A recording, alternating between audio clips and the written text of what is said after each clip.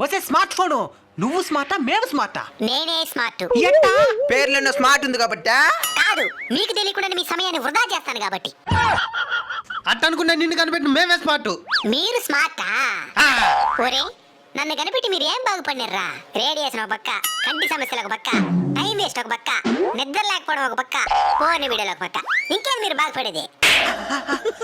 అమ్మ నాయన అక్క చెల్లి అన్న తమ్ముడు పిల్లకాయలు ఎవరు లేకపోయినా ఉండగలుగుతారు, నేను లేకపోతే ఉండగలుగుతారా? ఒకప్పుడు మనిషి జ్ఞానేంద్రియాలు 5 ఉంటున్నాయి, ఇప్పుడు 6 అయిపోయినాయి. ఆ 6దే నేను. మరి నిన్ను సక్రమంగా ఎలా ఉపయోగించాలి? ముందు చిన్న చిన్న లెక్కలకు కూడా కాలిక్యులేటర్ ఓపెన్ చేసేది మానేయండి. ముందు మీ మెదడుకి పని చెప్పండి. సరే మేడం. ఫోన్ ని ఏ పని మీద చేతిలోకి తీసుకున్నారో ఆ పని అయిపోయిన వెంటనే పక్కన పడేయండి.